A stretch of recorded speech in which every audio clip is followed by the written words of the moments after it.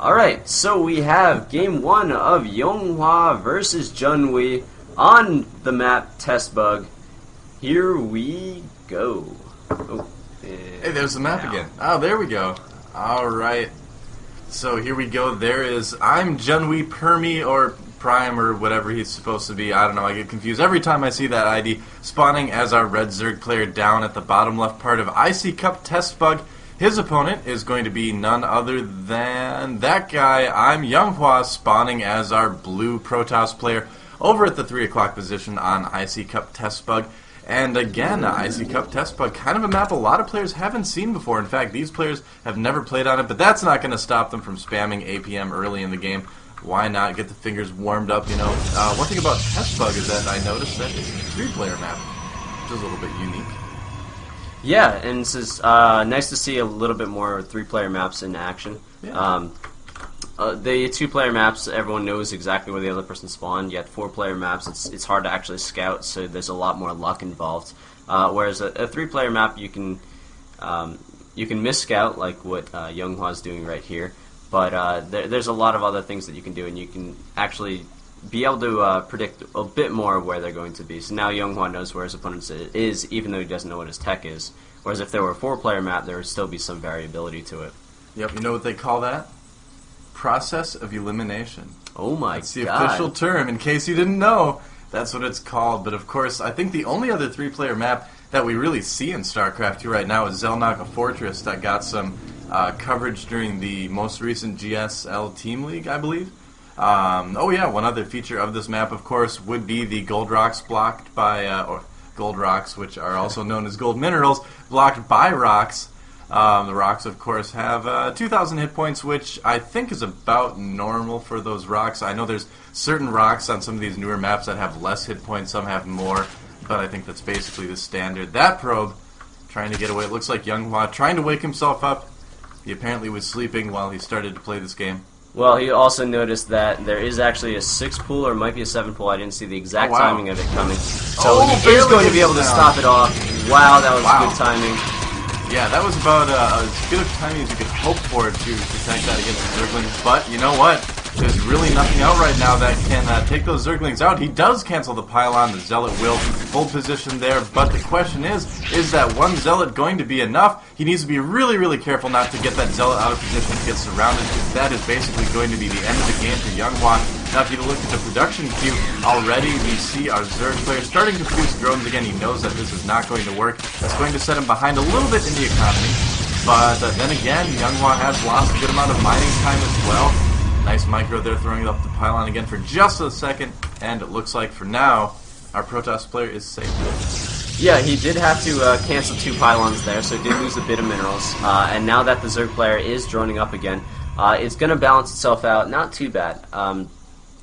Obviously, the Zerg player going for a very aggressive cheese early on is going to put him a little bit behind, but he's not far enough behind to where the game's unreachable. It's 13 probes to 15, or excuse me, 13 drones to 15 probes. That's not bad. And the Zerg player can get those drones back relatively quickly.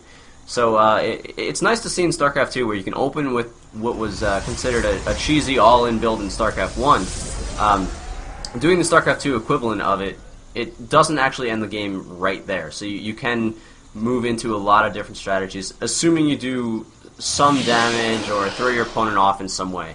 You can use it more as a psychological effect. Mm-hmm. Yeah, it does show a lot of aggression early on. And it also kind of forced Younghwa, excuse me, I believe, to build an extra gateway to kind of wall that off. I don't think he planned on going to gate. That's not something we've really seen a lot since, well, beta, really. So that might have kind of thrown off his build a little bit too, which is also almost just as effective as actually getting in there and doing damage too. So really both players are about even right now. We do see our Zerg player taking his expansion there. Always good to expand as a Zerg player. Yes, that's very true. Without the second expansion, it's very hard to have enough larvae to actually be able to produce the units that you need to. And since you need to throw down an extra hatchery, why not throw it down at your expansion, get a little bit of extra mining time at the same time? Well, if you were an insane AI computer, you would of course throw that hatchery down at your main base, even though insane AI computers actually don't get extra minerals anymore. They still do it. We actually watched a game earlier today. We were just kind of bored, so we watched insane AI versus insane AI. And yeah, the Zerg player decided to go 2-hatch in the main and ended up winning, actually. Yep, we did that instead of sleeping, so right now Yes. it is 7:30 a.m. We are doing this all because we love StarCraft so much. And we love you guys, too, so much. And we love hatcheries building, we love queens moving to the other side of the creep, and we love overlords spawning as well. There's just so much about StarCraft 2 to love. What's not to love? Good question. Looks like Warpgate Research has finished those Zerglings. They're going to poke up and see that. Oh, getting trapped by the force field. But you know, for 2 Zerglings, I think that was kind of a waste of energy, to be completely honest with you. Maybe 6 it was okay, but I don't know if I'd use a force field's worth of energy on just 2 lings. Yeah, that's very true. However, he does expect no sort of attacks to be coming soon. The sentries are actually to build up energy for a little bit more in the mid-game. So using that one force field from one of the greater energy sentries isn't terrible at this stage of the game. I don't think he knows the expansion's up, but he can kind of assume since nothing's actually come at him yet. And he probably already knows the playstyle of Junwi. He does just barely not see those Zerglings go by, so this could actually be catastrophic for him. Those Zerglings might get in. Oh, a Zealot warped in just in time. Wow, that really saved Junwi again. Or actually, no, it did not save Junwi. It saved our Protoss player again instead. Those Zerglings are going to try to force a cancel on the next, but it's not quite going to be enough. Force fields going down. Is he going to be able to trap those other lings? Yes, he is. But again, a lot of force fields for not a lot of lings. So actually, our Zerg player doing a great job of kind of forcing him to use that sentry energy and not really get to build it up for the mid game like I'm sure he wants to do. Yeah, those Zerglings didn't do any actual damage right there, but what they did was they forced the Protoss army to back off, acting sort of like a defense of the Zerg's natural right there. And as you said, it used up a lot of the sentry energy to keep it low. If you can keep the sentries without enough energy, they're essentially like bad stalkers. That's a good way of describing it. Bad, slow stalkers. Although they look like they'd be really fun to kind of shake and then like watch little snow petals fall down in the globe or whatever. You know, I don't know. Only Christmas time. It's a novelty thing. It's Christmas time on Test Bug. It's like every season on Test Bug. Why not? That's true. There you go. So Zerglings kind of lurking outside the base of Younghwa. Looks like another pylon going down. Maybe thinking about wilding that off. He is getting +1 weapons right now. And a Robo-Bay as well. Here come the Zerglings though. They're just going to poke in for a moment, see all the sentries. And of course you do not want to attack into that if you're a Zerg player. It's a good way to lose all your lings, which at this point in the game would be really bad because one thing that Junwi really needs to worry about is exactly what it looks like he's preparing for, which is that really popular either 4-gate or 5-gate push off of 2 bases. Sometimes you see 4-gate with a forge, or even 6-gate with a forge, or you just go 5 gates. Looks like it will be 6-gate actually, yeah. Okay, so that's one thing you can do. You get the forge right away, then you add on a couple more gateways a little bit later, get your robo going. So, and here comes Younghwa. Looks like he may poke out just a little bit, maybe checking for those Zerglings again. But I think pretty soon we're going to see that Protoss player move in. Oh, and he does manage to snipe the Overlord as well. So right now, Junwi is in a little bit of a predicament, I would say, because he is well defended, but he spent a lot of resources on that. He's getting a kind of a hidden third base, though. Yeah, he's trying to get a hidden third base over in the left side of the map, but he's also trying to destroy these rocks. On Test Bug, they actually have rocks covering the third Zelnaga tower, the other 3, excuse me. So once you break those rocks down, you can get the extra vision, and know when your opponent's army is moving out like it is right now. You know, those are bigger rocks, but they have less hit points. Does that make any sense at all? They're foam rocks. Foam rocks. The Zelnaga were so crazy. They just put foam rocks around the map sometimes. Yep, so we do see 8 Mutalisks coming out here. He's going to be able to start harassing with all of these. He's also going for air upgrades, so he is going to be trying to commit a bit more to this air attack, trying to keep the Protoss in his base in order to let him get that hidden expansion up and running. Oh, and the Protoss is completely unprepared for something like this. He's going to be able to take out a lot of probes here. Younghwa really not ready for this at all. I don't think he was expecting Mutalisks. It's not something you see terribly often at this stage in the game in PvP right now. Although you're starting to see it a little bit more. Oh, Zergling's trying to get him, but it is walled off. I think he's got enough mutas to clean up these stalkers, though. And in the meantime, there's an attack going on at the natural for our Zerg player. It's a pretty beastly attack, but without any reinforcements. We'll see if he can actually make it work. All those spine crawlers going down very, very quickly, and at the very least, Younghwa is going to be able to take out the natural, but at the same time, Junwi is taking out Younghwa's natural as well. So both players in a bit of a base race right now. Yeah, it is going to come down to whoever can hold on for longer. I think the army of Younghwa is a little bit stronger here. The Stalkers will be able to defend against those units quite well. So it's really going to come down to... Junwi's actually just going to try to run by and get to his hidden expansion here. That is actually going to be key in this game. That was a fantastic idea by Junwi. Not really trying to attack with drones because, of course, it will all just melt. And that, the Zergling's getting in the face as well, surrounding all those Stalkers. He really should move those Mutalisks away. He doesn't need to lose those right now. He's got enough flames. But as it is, he is down to 2 mutas right now. Looks like Junwi may be able to take this game, though, as he will be taking out a lot more gatherers than Younghwa will be able to. But I don't know. It's pretty close. It's tough to call right now. Yeah, and the main issue here is that Junwi's going to lose his entire attack. He is going to have to rebuild everything over at this left expansion. The Protoss player, Younghwa, does not know about it quite yet, but he is going to assume something's up when he does not get the full base revealed by the Zerg player. Oh, Junwi needs to be careful with those units. He is actually going to be going all in here. He's going to try to hide a few units somewhere on the map just to delay the loss a little bit. It's all going to come down to this one army here, though. Junwi trying to surround, but the Force Field's just not allowing the Lynx to get in there, and they all get cleaned up. The Mutalisks do get away, though, so that will add to the Zerg army at the Protoss base right now. At the same time, Probe's kind of chilling out up at the top of the map. Did they see the expansion? I think they might. They don't see the expansion quite yet, but they are going to start scouting. The Zerg is also sending some of his drones around to scout as well. There it is. There is nothing actually getting produced right now because the Zerg has no tech, and the Protoss has no base. So this is a true base race right now. If the Zerg can take out all these Protoss buildings, it will win, but it's going to be very, very close because this army of the Protoss is quite a bit stronger than Zerg's army. Yeah, I just don't know that Junwi is going to be able to take this out completely. We do see the Spire going down, although very, very slowly. But at the same time, the army for Younghwa is just so large right now. If he can keep those Stalkers alive, another hatchery going down way out of the way for Junwi. But Younghwa's going to take out the spawning pool again.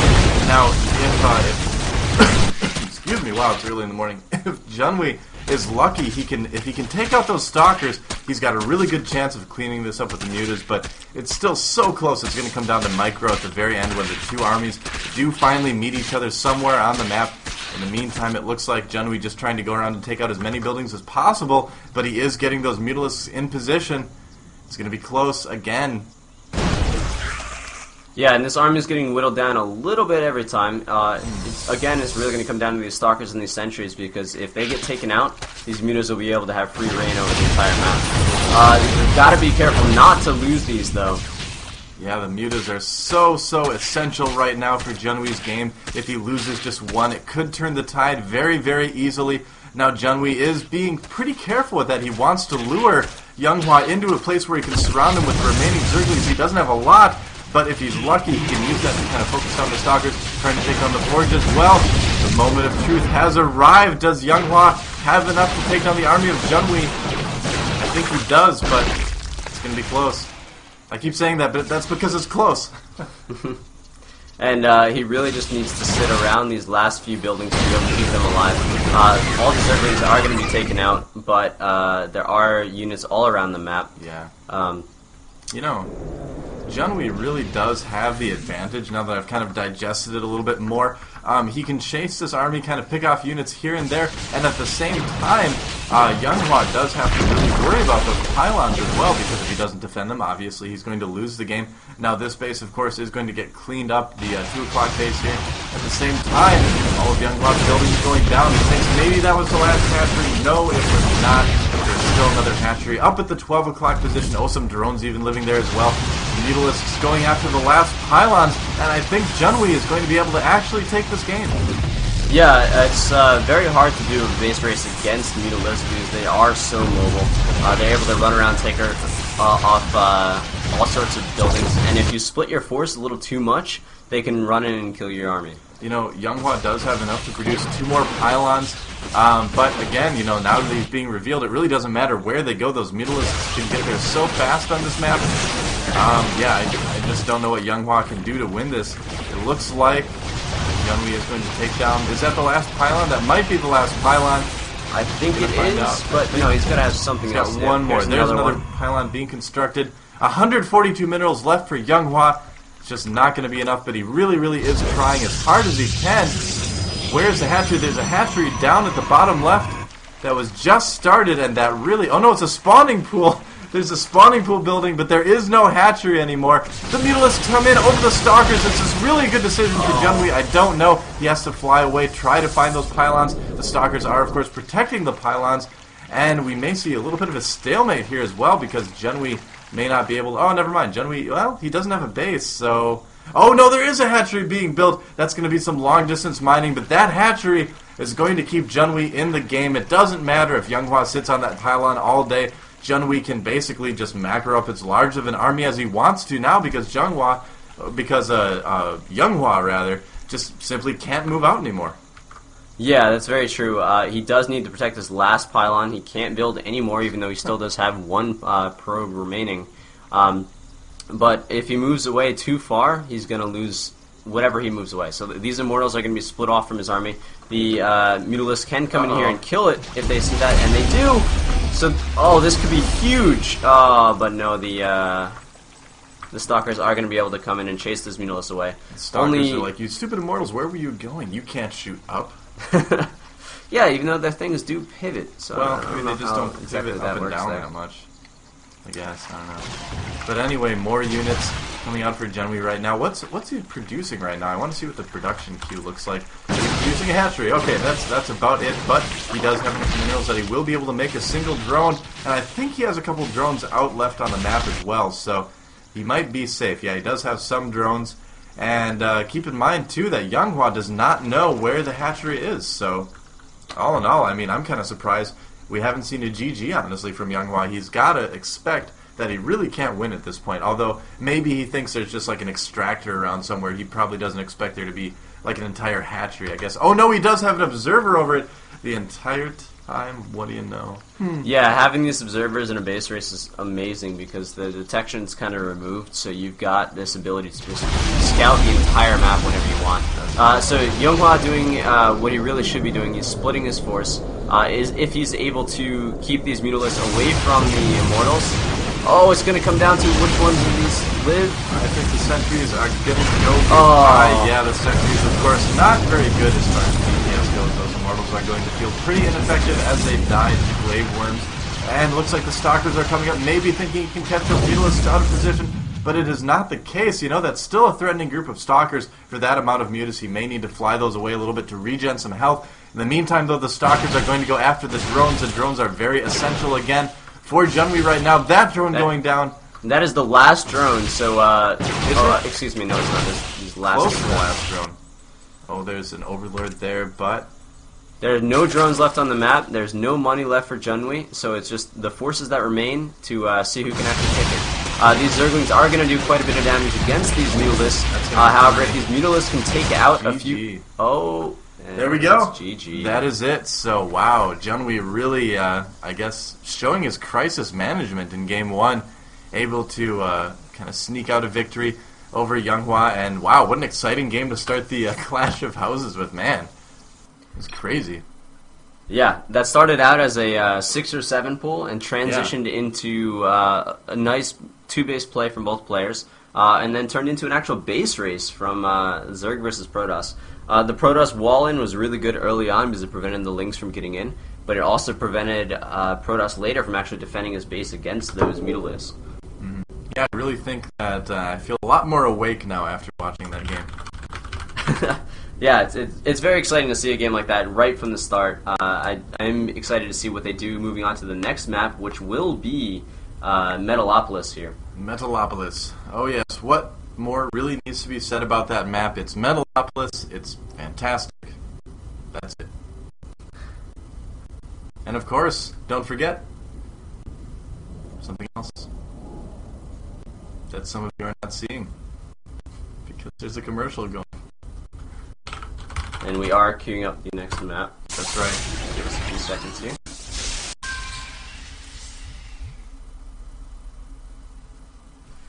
Yep, good old StarCraft 2 loading up the next map.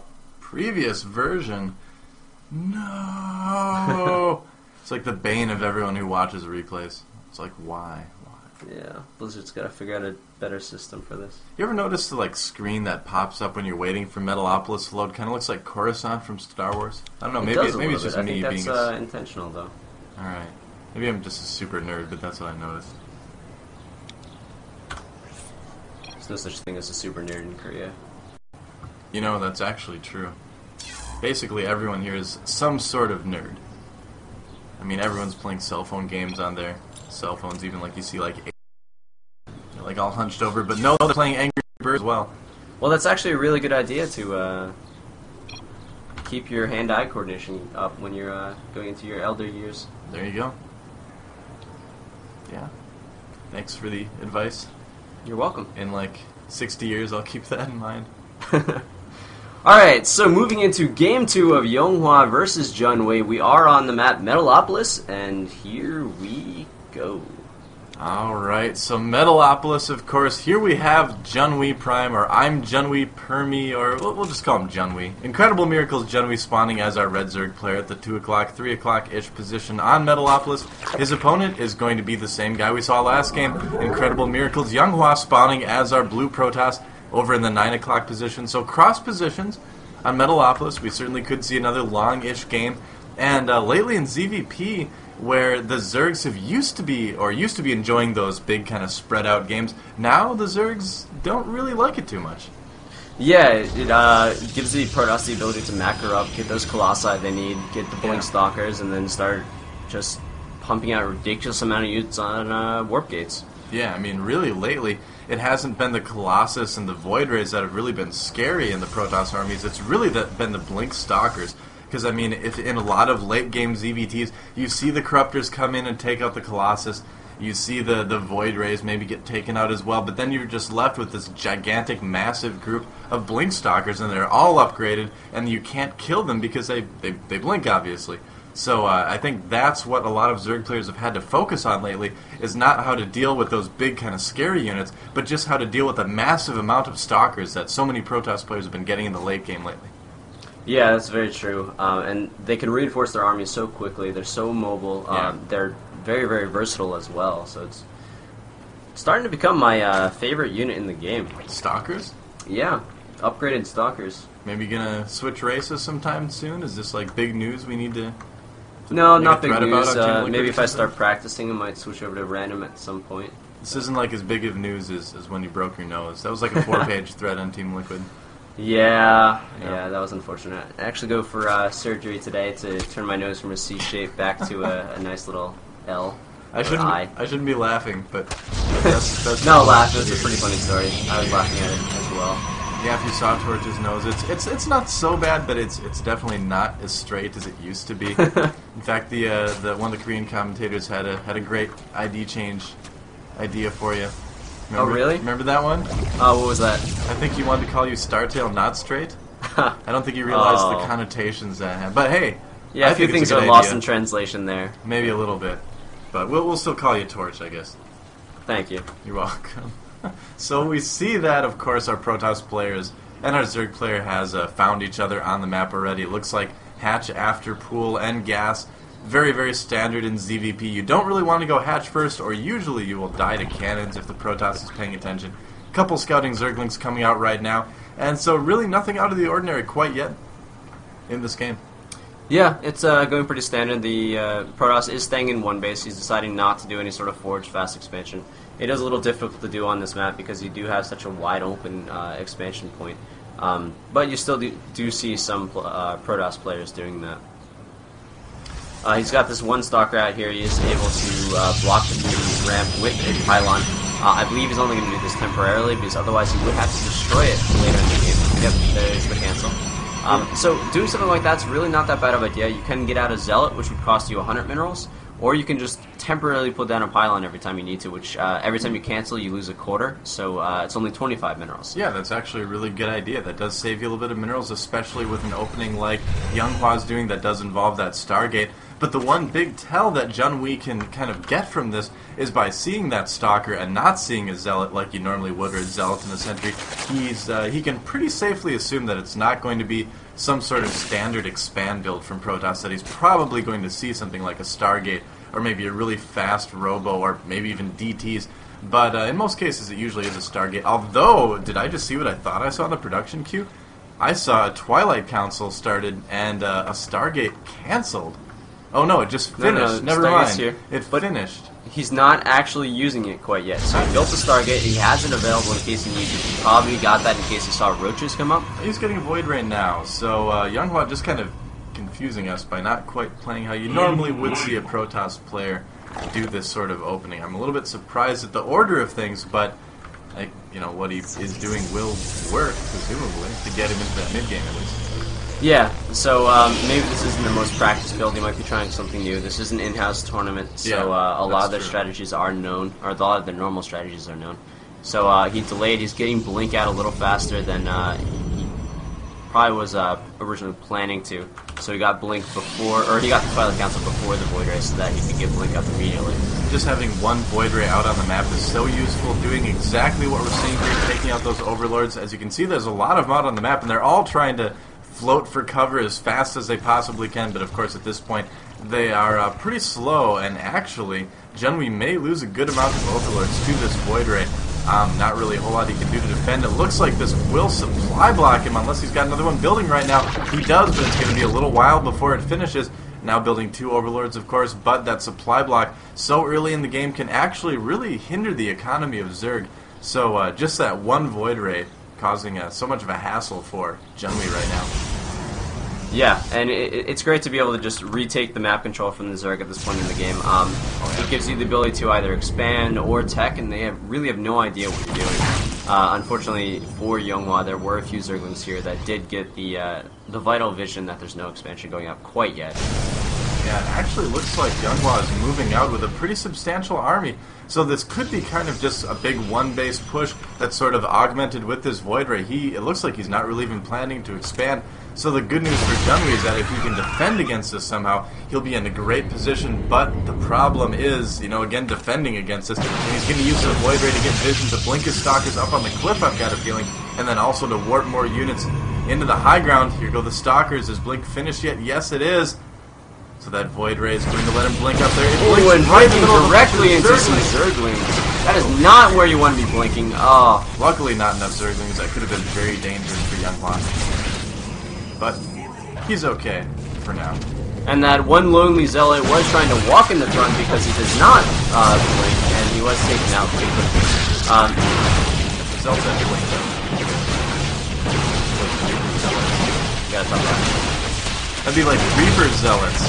So anyway, they're trying to get a bit of Stalkers more or less blocking the ramp. The drones are going to try to come from behind and surround, but that's not a lot of DPS. He can blink out those Stalkers one by one, and he's killed so many Zerglings that he has done a significant amount of damage to the Zerg player. However, it looks like Junwi has been able to hold up to this point. He is getting some Hydras out right now.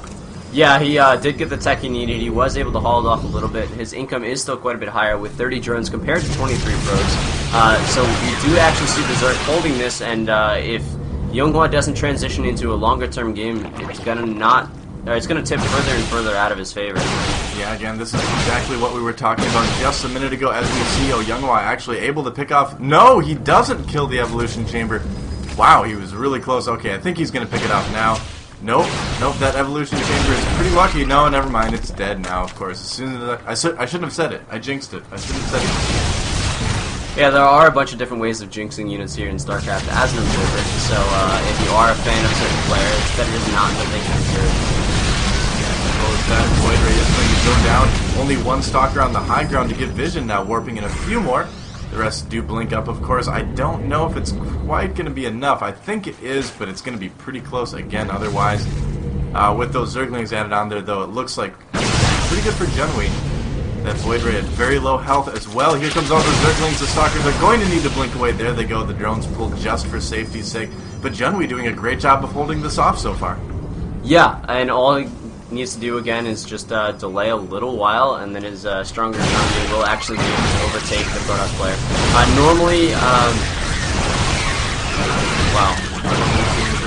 Just harassing like that. Now running past, and really that run by is going to try to force Younghwa to fall back, but he's not going to. Essentially, Younghwa is basically all in at this point. It's either this works or he loses the game to Junwi's superior economy. And he's got a good amount of stalkers. He's going to be able to blink them back in time. The Hydras do a lot of damage, and again, Junwi repelling the attack, but still losing more drones. I'd be curious to see what the income tab looks like right now.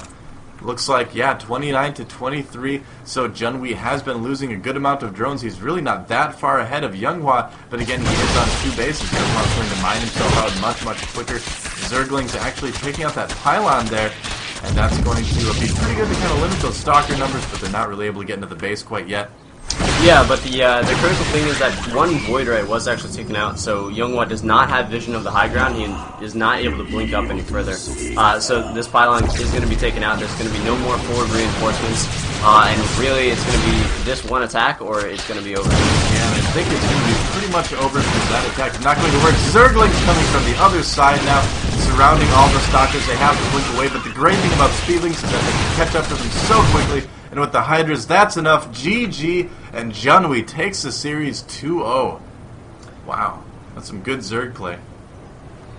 Very intelligent. Junwi, a player that you don't see a whole lot in the GSL quite yet, but is a very, very strong player.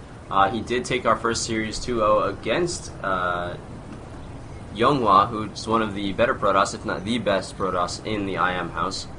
Right, now Younghwa, of course, doing a little bit more of a risky opening in Game 2 than I think he really needed to. I thought maybe he could sort of get the drop on Junwi, and that he maybe wasn't, he was thinking Junwi might have not have expected that opening. Maybe it's not something he does a whole lot in practice, so he was thinking Junwi wasn't expecting it, but either way, it didn't quite work out for him. So in our first match, Junwi takes down Younghwa 2-0 in a pretty convincing victory.